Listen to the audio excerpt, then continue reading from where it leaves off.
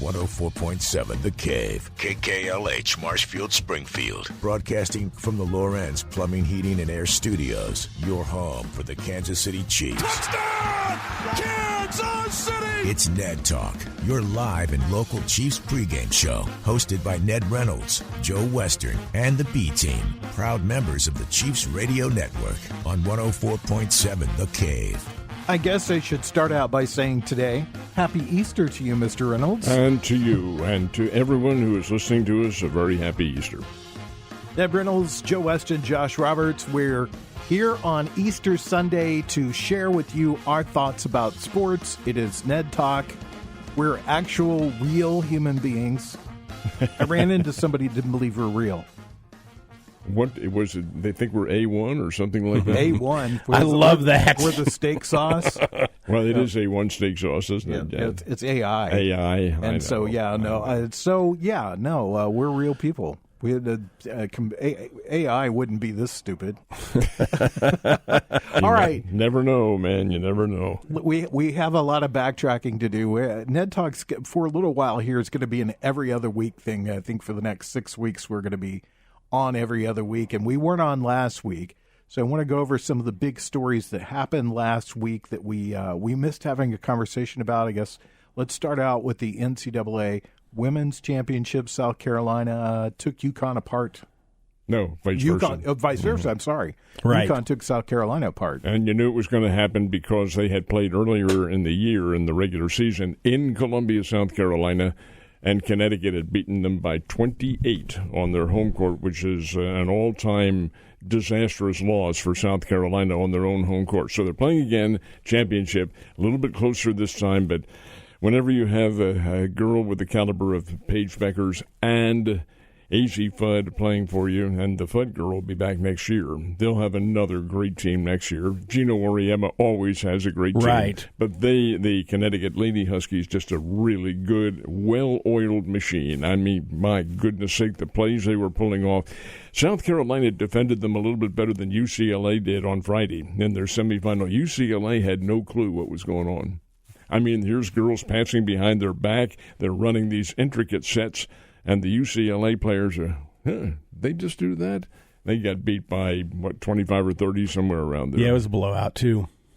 They're just a really good program. Do you think Gino Auriemma, like he ever goes into somebody's house and sits down with a kid that wants to play basketball and gets told, no, I'm not going to come to UConn? I can give you a personal example. Okay. Jackie Stiles. Yeah. Jackie had the offer, the scholarship offer, and she's told us this story many times.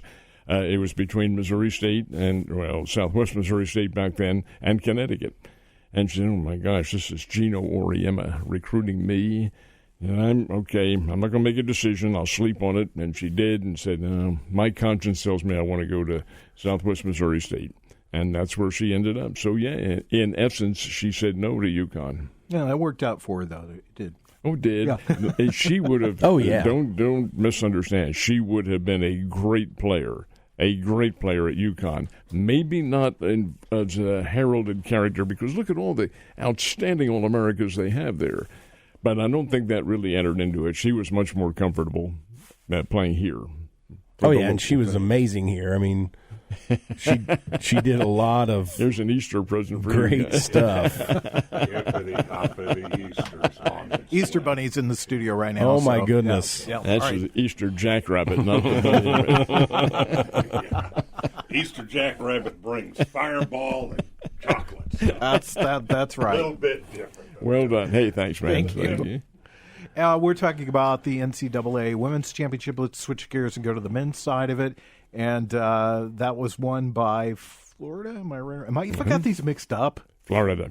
I've slept Florida since did then. win. Yeah, Florida won. And won it convincingly, and now it's a close game. But the fact is that the Florida Gators played a far more solid level of basketball, and it was Houston that melded down the stretch. Yeah. And I would never have thought that would happen. Well, I almost feel like Houston wore themselves out because getting to that championship game was such a big deal.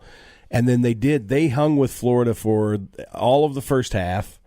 and then they just kind of faded in the second half. And you saw it coming because they had a pretty decent – they had like an 11-point lead at one point in the first half, and then Florida just chips away and chips away and chips away. And by halftime, it was only – it was a close game at halftime, if I Houston remember right. had the lead, but it was within shouting distance. Yeah, and then the whole second half was all Florida for the most part. But it really came down to like the last couple of minutes of that game. Oh, yeah. Yeah, it did. And a good tournament, a very good tournament. We had a very good final game that it wasn't a blowout one way or another. So I think everybody seemed to be pretty pleased with how the tournament turned out. Well, you had the 4 top seeds in there. Yep. And the Auburn team is the one that fooled me because I thought they'd win it. I thought they'd win it all, and they did not. Houston is the one who got them in the clutch. And then, it was just a very good level of competition. Very good. Ned Talk on 104.7 The Cave. Local, live, no AI, just 3 dumb guys sitting around talking about sports. Let's talk about the Masters, and how about that? That was an outstanding conclusion. It could not have possibly been any better, more riveting, more exciting. Here you had the lead bouncing back and forth. You had Rory McIlroy, who could have clinched it with a putt on the 17th, and he didn't make it, had a bogey. And here you have Justin Rose come in and tie him. And from an appropriate standpoint, it should have been those two in a playoff, which it was, because they had both had substantial leads in the tournament. Nobody else had. This Rose and McIlroy. Well, they ended up tying on the very first hole. It was the very first extra hole. It was a birdie for Rory McIlroy that won it. He had a couple of really outstanding rounds in the tournament, and so I think everybody was really pulling for him to win this tournament and come out with the big victory there. Well, the victory was, first of all, it's worth $4,200,000. That's the Masters is a $25 million purse, but that doesn't enter into it.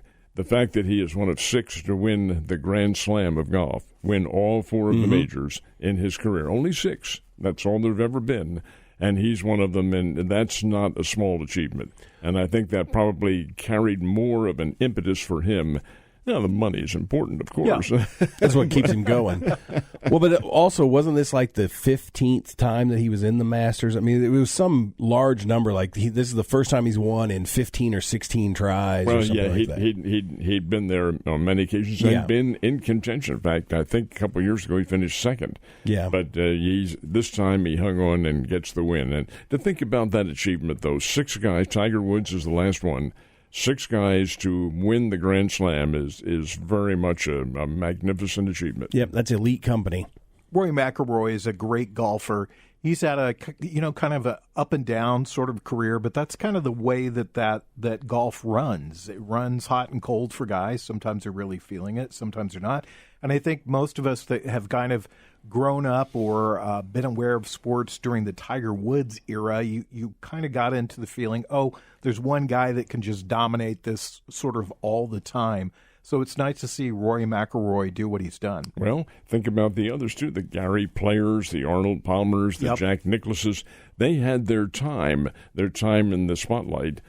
And the fact is, what made them great was the fact that their spotlight career carried over a number of years. It wasn't just once or twice or anything like that. And the same with McIlroy. He has been there for, Rory is, 35, 36. He still has a number of years still to be able to play. But to achieve it in this dominance, this era of dominance, is pretty doggone good. Yeah, and his name, was he playing well running up to the Masters, or was this kind of out of the blue? No. Well? He's been playing. He's been in a groove. Now, he hadn't won everything, but he's been in a groove this year and been in contention, yes.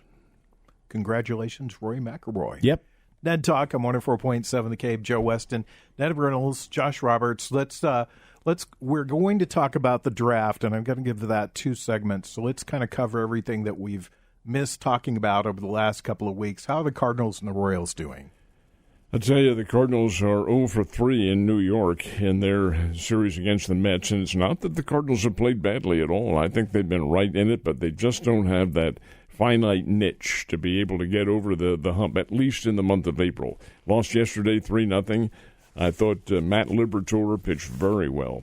Had one bad inning in which the Mets were able to get 2 runs. The third run scored in the ninth somewhere along the line. But the fact is that The Cardinals have some good talent on their team, but is it well formed enough to have the strategic individuals in the right spot? And they're in. How many times in yesterday's game did the Cardinals have a chance? I'm just going to give you an example of one game here. Loaded the bases in late in the ball game. Loaded the bases behind 2-0. Loaded the bases, couldn't score. Prior to that, had a runner thrown out at home plate, and there was no question about it. He was out by 8 miles. That's another one. And they had any number of opportunities through walks, guys 2 on and nobody out in double plays and things like it. There's just that finite niche of being able to come through with the big moment. Their pitching's been pretty good. And here a guy like Matt Liberatore, who's been out of the bullpen. Well, they got him as a number 1 draft choice from Tampa Bay a number of years ago in the Arozarena trade, and he's never come through. He's only 25, 26 years old, but he is now, and that's a big deal if the Cardinals can get him to pitching very well. But there's so much to baseball. You've got to have the rhythm. You've got to have the complete overall level of talent to get it. Yep. And you think the talent would be there, but maybe it's too young. Maybe it's too inexperienced. I don't know what it is, but right at the moment they're under 500, and so are the Royals, and that does surprise me a little bit. Let me ask you this: the Royals play fairly well at home. They're 6-4 away. They're 2-10, not a road team, and neither Cardinals. Yep. The Cardinals are the same way. Well, that comes with experience. Now, Kansas City does surprise me because last year, heck, they're in the hunt, they're in the playoffs, and all that sort of thing. And playing very well. I think they have the ingredients to do that again. But you run into a rhythm circumstance, and when everything blending together, that after all, this is a team sport. It isn't one individual, and you've got to rely on the others to be able to pick up their particular duties. You know, it's really interesting to me. I didn't catch it when I first glanced through the standings there. The Kansas City 2-10, the Cardinals 1-8 on the road. What is it about the home cooking for these teams? What's going on there? What's happening? Of course, that doesn't have anything to do with it, I don't think. But the fact is that you have to have a mature team. Your championship teams win on the road. They win away from home. That psychological disadvantage doesn't affect them. They're able to overcome that, and that's a mature baseball team that does it. Josh, what's going on in Chicago with those Cubs? They have the biggest run differential in baseball, plus 42. Yeah, they're crushing it. They're 14-9, I think, is their record going into today. And yeah, they're crushing the ball. So it's nice to see they're playing some good offensive baseball, and you know, right now their pitching's holding up well enough to where they're winning. So they're outscoring teams. Watched them play the Arizona Diamondbacks. That's the team they're playing right now, matter of fact. And the Cubs are playing well. The Diamondbacks are a good team, and to be able to handle them like Chicago has, and then they get the Dodgers at Wrigley Field coming up this week. Which the Dodgers beat them in Japan 2 games in a row to start the season, so hopefully they'll get some payback in that series. Be interesting to see. How that plays out. I mean, the change just from not playing in Japan and also kind of getting your season all out of whack because you have to play those games earlier than most players are ready to start playing at that point. So it'll be interesting to see how that plays out. Well, that was a long time ago. That was the middle part of March, and we're middle April, so you've had 4 weeks. And furthermore, I think didn't the Cubs play in Los Angeles too? I think when the Dodgers opened up, they had the Cubs. They might have, yeah. So yeah, it's not a new rivalry. Is anything surprised you so far about the season? I think probably Kansas City's failure to take a big lead at the moment. But again, it's a long, long way to go. The New York Mets playing very well. They've got good component parts of their teams. The Yankees probably not playing quite as well as I thought they would. But again, it's a long. There's so much to go in the season. But in terms of surprise teams, no, not really. I think they're all about where we thought they would be. Yeah, it's kind of shaken into the familiar territory already. Yeah. When you look at the standings, when you see all these where everybody's at, you know, Los Angeles started out Los Angeles Angels of Anaheim or whatever they're called these days They started out hot, and they've kind of fallen off the wayside. They're at 500 now, 10-10. I think that my only real surprise is that the Dodgers are not undefeated at this point in the season. They're 15-7, and they're in second place behind the Padres. They're playing really good baseball too. Actually, that whole division, besides the Colorado Rockies, is playing really good baseball. 12-9 Arizona Diamondbacks, San Francisco 14-7, Dodgers 15-7, and the Padres 15-6. That is probably the division to watch this year. They are very strong and all well put together with really good, solid talent. I'll tell you, watched a little bit of the Cardinals. The Phillies. Watched a little bit of the Phillies play the Miami Marlins. Mm-hmm. Now, Miami in the past has had some good players on their teams. I don't know a single one of them. Oh wow! They're all kids. They're building and they're not very good. You think the Braves will turn it around? That would be my big surprise because they're in last place right now. Yeah, well, once they get their injured players back, yes, they'll play a whole lot better. They have just a good nucleus, but they're missing so much. And here they get the kid from Curacao who gets busted on drugs, and he's out for half the season. That doesn't help any at all.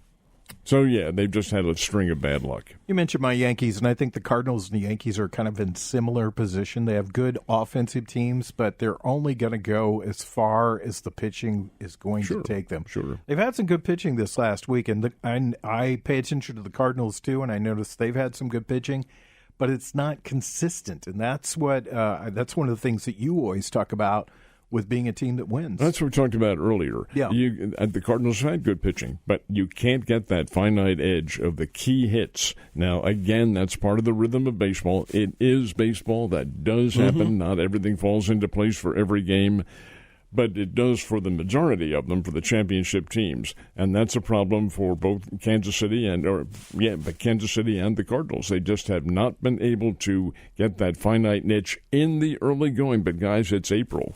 And there's a long, long way to go. Yeah, you say that, but, sometimes you can win and lose a division in April. You can lose it. I don't think you can win it, but you can lose it in April, yes. And the Royals, what is it that you see with them that they've not – what's different from this year to last year? When they are held to few hits in the game – there's one person who always has those few hits, and that's Bobby Witt Jr. Yep. And he's the one. He's carrying the team. You can't have that. You've got to have everybody in there. And it's not that they're not trying. It just isn't working. But it will later on. They're just entirely too good, Joe, for it not to work. Before we go into the break, your opinion, Bobby Witt, top 5 baseball player? Oh, I think so, yeah. Yeah, right there by Judge and Ohtani. He's not at that level because he hasn't been around that long, but he certainly will be in time. The guy's a solid player. Yeah, absolutely. When we come back, we'll talk about the NFL draft. We'll talk hockey. It's Ned Talk on 104.7 The Cave. You're listening to Ned Talk on 104.7 The Cave, a proud member of the Chiefs Radio Network.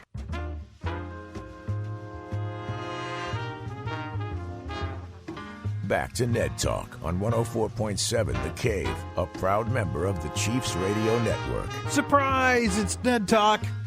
We're on at noon on Sundays talking about sports.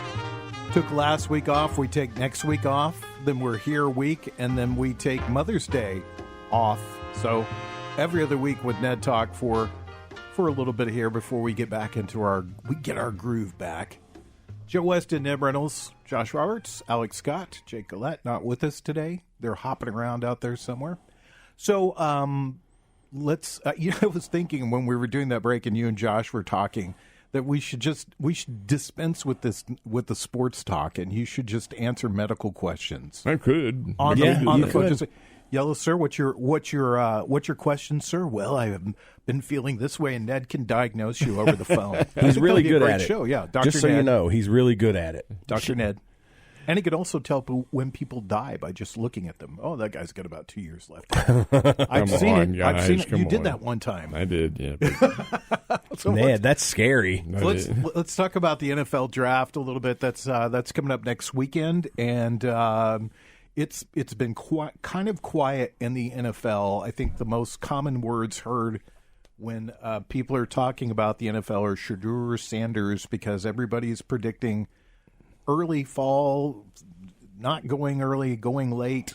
What do you think about that, Ned? I think he goes later in the first round, probably. The fact that he is a Sanders will work in his favor, and the fact that he came from a Colorado team that did, under his dad, did a complete turnaround. I mean, they were really, really bad. Yeah. Well, last year they went to a bowl game in Dion's second year as coach. First year, they were all right, but now last year they faltered down the stretch. They're playing in the Big 12, for heaven's sake, and that's a pretty doggone good conference in any sport. But the fact is that Shedeur Sanders gets an awful lot of publicity because of who he is and the fact that he has a pretty good arm and can throw, and he had a guy named Travis Hunter who did much of his catching. Hunter is probably a better athlete, and Hunter will go before Sanders does because he is a two-way player. He can play defense and offense, and that makes you so valuable when you can perform at that level in the National Football League. That's the premier professional football, the only championship level football program in the world, and when you can perform that well. Now the question here, one of the reasons that you haven't heard, or you, Joe, haven't been exposed enough to publicity, the fact is the Chiefs haven't made any big news at all. And the reason they haven't is I think the Chiefs are pretty well set. They're going to have to go for an offensive lineman or a defensive lineman and or both. They have to, especially on the offensive line. So what they're doing, quite obviously, is waiting for the draft to unfold. They probably have a couple of key individuals picked out. I don't know who they would be, but they're going to be behemoths, whoever they are, and individuals who can come up in a working situation and be able to offer protection for Mr. Mahomes. That's why they weren't successful last year. And in the past, when they haven't been successful, it has always been the offensive line that's been unable to hold out anybody. Now, last year in the Super Bowl, they were in that situation. Well, that's going to be corrected, and it'll be the draft that corrects it. We spoke about AI earlier, and I found this article online where somebody asked Google's Gemini AI to do the first round, and the AI picked Shedeur Sanders to go number 3 to the New York Giants because they have a need for a long-term quarterback, and he's the best beyond Cam Ward. He's the best guy on the table. What do you think? Yes or no? Well, not in my opinion, he's not. But these are pro scouts and the pro officials who are looking at these individuals. Well, this one isn't. This is an AI. This is AI. AI pick. Complete AI. AI just failed, I think. Yeah, I agree. I think Jalen Milroe is a better quarterback than Shedeur Sanders. I do too. But I don't think Jalen Milroe will even go in the first round. And there's another kid that there's a lot of talk about too. I'm trying to find. Don't remember where he played at. But getting a lot of Alec and I were talking this week about it when we were discussing football, and I'm not seeing his name go in the first round either as I go through everything here. You don't know what college he played for? No, but I don't remember anything anymore. I can't tell you anything that I did 5 minutes ago, let alone what I'm supposed to remember all the sports stuff, and I just can't do it. I mean, it just goes out of my head. I wish Alec was here because he knows who won the national championship all this that year? stuff off the top of his head.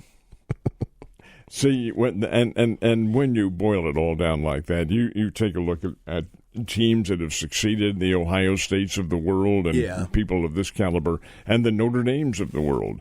And when you take a look at their quarterback, always it's a top-notch individual. So I would assume that he's making a reference to somebody from that particular era, or Georgia. Of course, the Beck kid from Georgia's already transferred. He's going to Miami, not the Miami Dolphins, Miami University.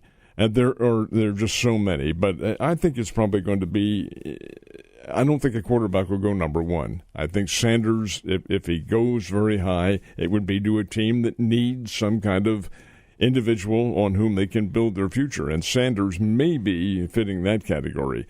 But if he goes elsewhere, I think it's way down in the draft. But to clarify, though, you do think Cam Ward is the number 1 pick, Cam right? Ward's very good. He is very good. And Hunter's going to go number 2. Well, he's a two-way player, absolutely. Yeah, and then it looks like the AI has picked Abdul Carter to go in the number 4 position to from Penn State to New England. And I know everybody's like, just shut up and tell us who AI is picked for the Kansas City Chiefs with the 31 pick. They've got Josh Simmons out of Ohio State going to Kansas City, and he's an offensive tackle. At how much does he weigh? It doesn't say. He's got to be up. Well, look, number one, he's coming from Ohio State, so he's good. He's good. They don't take bad players at Ohio State. They don't take them at Penn State or any of the other Power 5 schools. So this guy's going to be a very good player. I don't know anything about him, but if that's who it is, so be it. This is an interesting draft, too, coming up because of where it's going to be held at Lambeau Field in Green Bay.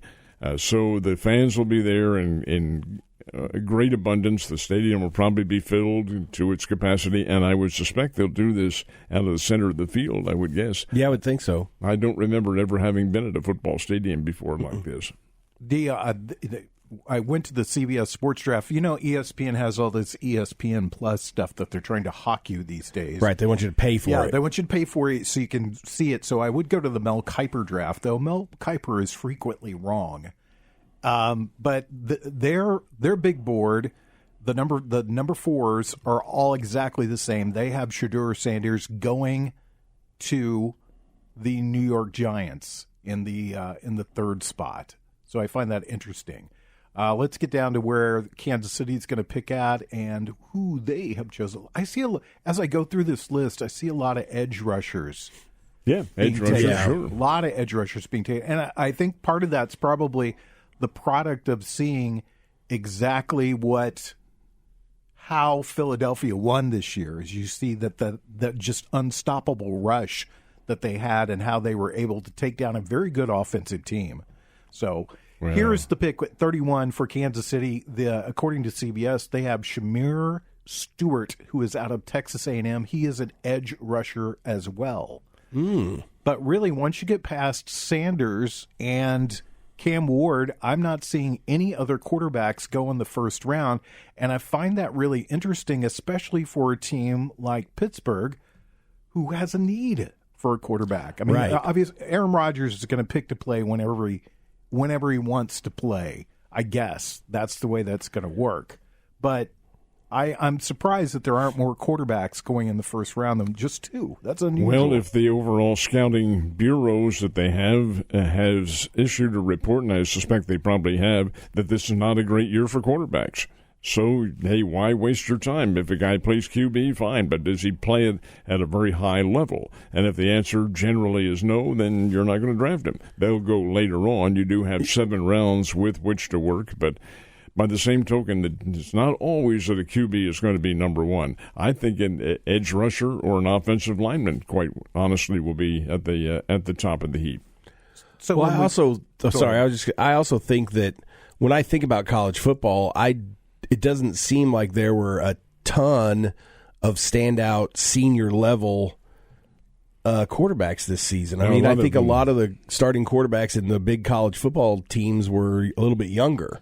Well, they were. And so that may be part of it, too. There may just not be that many coming out. Quite likely. Let's take a break. When we come back, we'll continue this conversation. I've got the mock draft up for pro football sports, and it's a little bit different. We'll discuss that next on Ned Talk.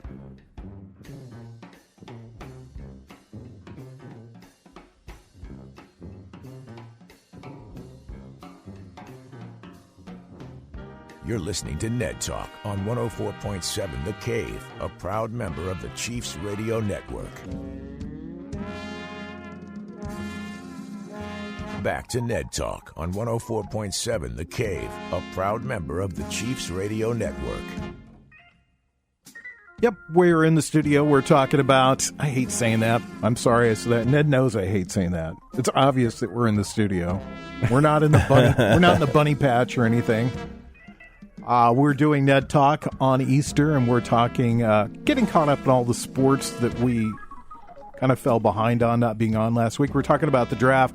Now, I found this interesting. This Pro Football Network.com has chosen the top 3 to be the top 2 to be the same.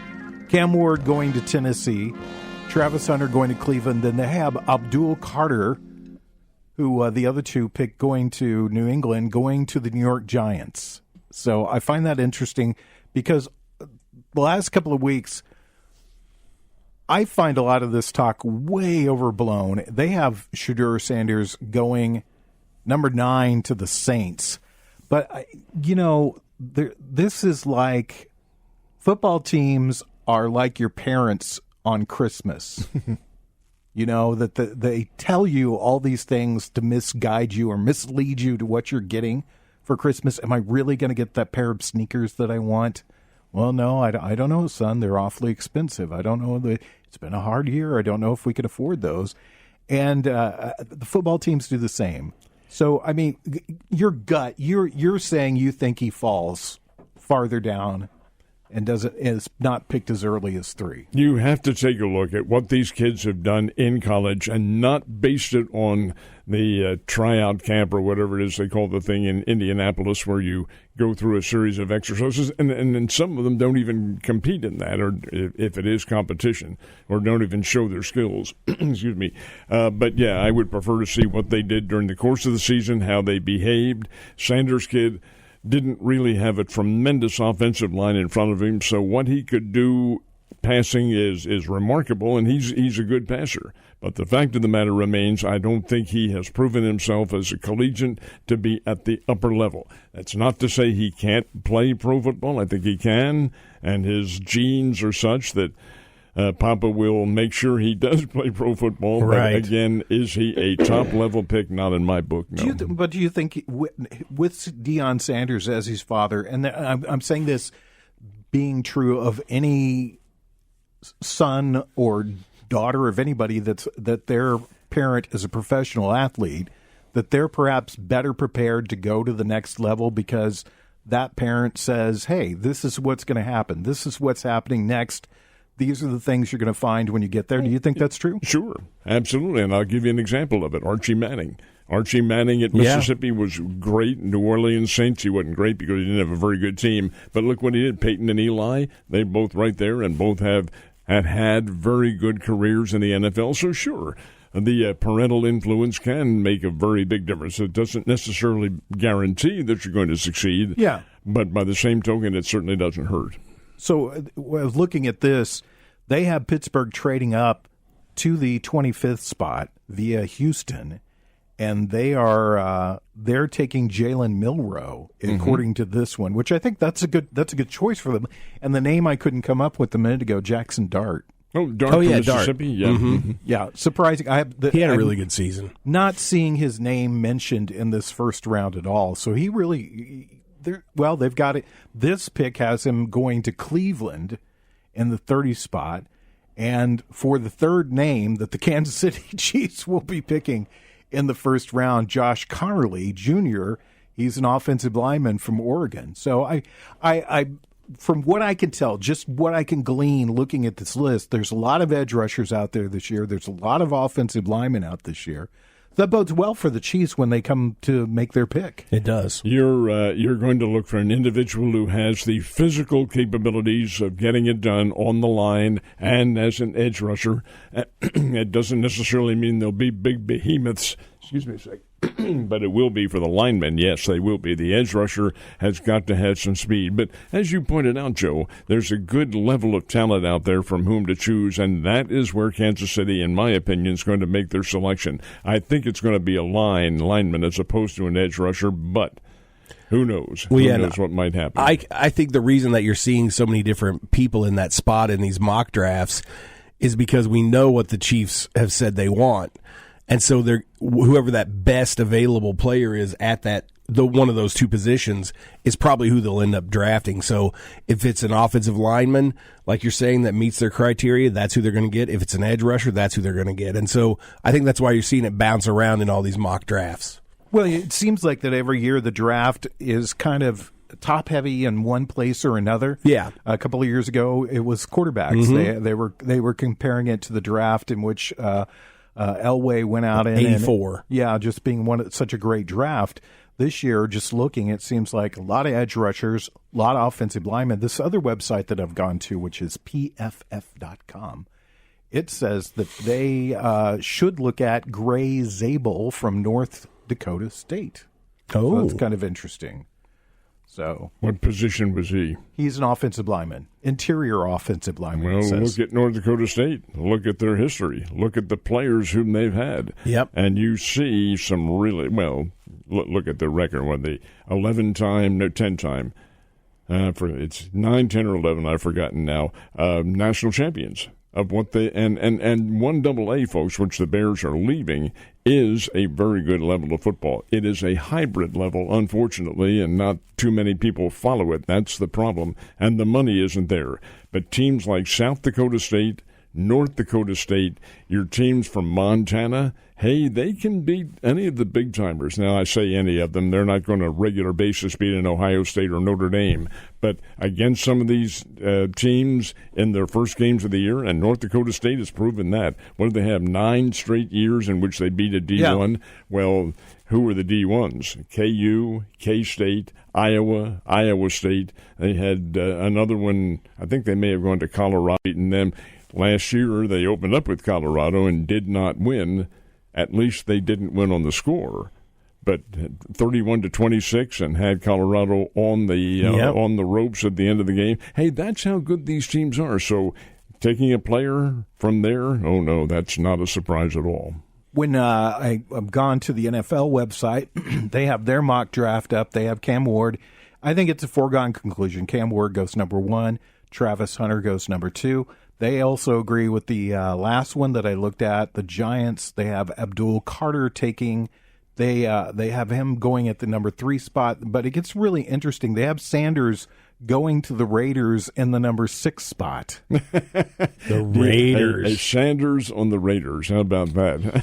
That'll work. It could be anywhere that he goes. Again, the decisions they make have to do with the scouting reports. They have to do with the overall observation from individuals who've gone out and seen these players and what they have done, what the players have done in an overall level of competition, because that's where you make your final adjudication as to how well they're going to do. They have Jackson Dart going in the number 9 spot to New Orleans. Now, the first 2 mock drafts I looked at didn't include him in the first round at all. I found that really interesting that, you could ask 100, and I'm doing air quotes for those of you watching at home, 100 experts about the draft, and you're going to get 100 different responses to it.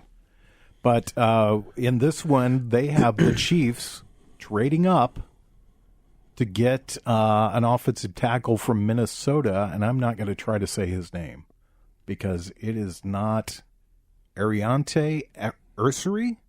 Ariante Ursary. Heck with his name. How much does he weigh? They don't give the weights. I wish they would, because that's something. Do they weigh 3 bills? That's what I want to see from my own. Most of them do at this point. Yeah. You have to. Well, but I think besides weighing 3 bills, you want them to be very athletic, too. You don't want that to be like me weighing 3 bills. You want it to be like 6% body fat weighing 300 pounds, so it's all muscle. And that's what those guys are these days. It's insane how in shape offensive linemen are and still are that huge. Well, that's one of the misperceptions of football, that offensive line and defensive linemen, for that matter, are great big overweight, slow behemoths and oafs and all that sort of thing. Hardly. You, especially on the O-line, you have to have a very good idea of what's going on, and your playbook is very intricate. And if you think that you can get around one of those guys just because they weigh 320, 340, just try it. Yeah, try it. Try it. You'll learn a very sad lesson very quickly. I think the term is upside your head. Are incredibly athletic. They are. I don't think people and large too. What was the one guy in the defensive line? You're taught when you're blocked. You're taught to roll. You roll out and try to fake the guy out and go to a weekend. He said, I started rolling and I rolled twice and 3 times. I'm still there. So what we've gotten from this, just reviewing the mock drafts, is that 5 different names have come up for the Kansas City Chiefs. This draft has the Chiefs trading up a little bit. I'd read an article earlier in the week, I think it was on ESPN, that said that the Chiefs were actively trying to trade up, and I was trying to figure out, if they really had their eye on somebody and what they were offering as a trade, and it's probably going to be picks or something like that. So interesting to see how this plays out next weekend. But what do you think? First two rounds, a offensive lineman and a defensive lineman? Or maybe even an edge rusher. I don't think the edge rusher would be in the first round, but I think it would be somewhere along the line. And then it wouldn't surprise me to see the Chiefs go for maybe a middle-level receiver of some sort. The Kansas City has some legal problems at wide receiver and so forth and so on, as well as injury problems. So I think you have a lot of judgment factors to make here as far as looking that over, but I wouldn't be at all surprised if that's not the case. They've got the Chiefs in the second round taking Landon Jackson out of Arkansas, who is a edge rusher. I'm just kind of going through this really quickly to see where, and then they've got a defensive tackle out of Toledo going in the third round to the Chiefs. And I'm just, like I said, looking at these, just kind of seeing how the experts think the Chiefs are going to go this year. We'll only go to the fourth round because we're up against it as far as a commercial break goes. And really, the first round is just the one. That's Thursday. Yep. And that's the entire first round. And then they do it's second, third, and fourth on Saturday, and the fifth, No, sixth. it's vice versa. I think Okay. it's the second and third are on Friday night, and then the rest of them on Saturday. They have them taking a running back in the fourth round. Okay, be interesting to see how it plays out. Yeah. We'll talk about it all when we're back in a couple of weeks. When we come back, we'll talk a little Blues hockey on Ned Talk.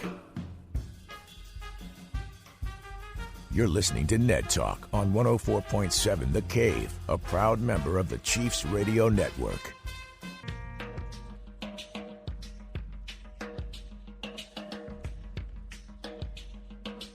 Back to Ned Talk on 104.7 The Cave, a proud member of the Chiefs Radio Network. Been a lot of fun on this Easter talking about sports. Real people doing real sports talk. No AI here. No AI here. No artificial, no intelligence either. I prefer the A1 myself. And we don't have the steak sauce in the studio, But by it's the way, good. either. Yeah, we do like that. Ned Talk. It's what we do. We sit around and talk about sports, and I think one of the biggest stories in this area right now is the Blues. They are just playing extremely good hockey. They did lose yesterday in the first round of the playoffs, but what do you think, Ned? Could they make a serious run here? Oh, absolutely they can. I think the Blues, the way they came on at the end of the year and won the 12 straight to earn it. Now, they're a wild card team. They didn't get a division championship, and they are the last wild card team to make it in, but they were on a streak. And it's like any other professional sport. You get on that right side of the victory column, and you can't do anything wrong. Well, watching yesterday's game, the Blues had every chance to win and had the lead at 1-0, 2-1, 3-2, only to see Edmonton, and I'm sorry, on the Winnipeg. wrong team, only to see the Winnipeg Jets come back in. But Winnipeg's the winningest team, the President's Cup winner. And they won, 55, 56 games this year. And Yeah. that says something in a very evenly matched profession because every team is good. And I don't care who you are. Oh, there may be one that the Chicago Blackhawks, for instance, may not be Not very quite good. at that Yeah. level. But everybody else is. Winnipeg came back down the stretch, scored the tie 3-3, scored the tie-breaking goal with a minute and a half remaining in regulation time. Well, what do you do when you're the team behind? You pull your goalie. And the Blues did that, and their fifth goal went in there. 5-3 was the final. It really was very, very close, and St. Louis had great chances to win. Now, they will play again tomorrow night in Winnipeg, and Winnipeg being the top seed gets two. Next two go to St. Louis, and then it's home, home, and home, with Winnipeg getting the game number 7. Well, these are all best of 7, every one of them. Best of 7, you consider the physical nature of hockey and the way they are skating. These guys are great pros, and I think this is missed on a lot of people. They're also big. They're huge people. They're like football players out there. And it's not just the skates that give them that height and that meat on there. They're just big people. They can hit and hit well. And it's such a physical sport. that anything can happen, and I wouldn't be at all surprised to see the Blues come back and win tomorrow night. Here's something to bear in mind.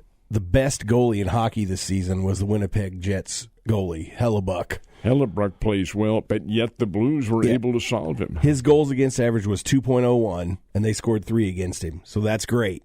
His save percentage was second, and it was like 96%. He had the most wins in hockey this year. So he's the best goalie in hockey, and they played really well against him. And like you said, they had an opportunity to win. It just didn't happen. And that's that razor-thin line when you get into the playoffs of hockey. The 8th seed, the last seed, can win the Stanley Cup, and that's beautiful to me. Because I used to, every year, I would see who the 8th seed was, and I'd put a bet on them in Vegas because they were normally like 50-1. And one year, the team that I picked, 50-1, $20 bet, they made it to the finals. They didn't win, but they made it to the Cup. Well, look at the St. Louis Blues in 2019 when they did win.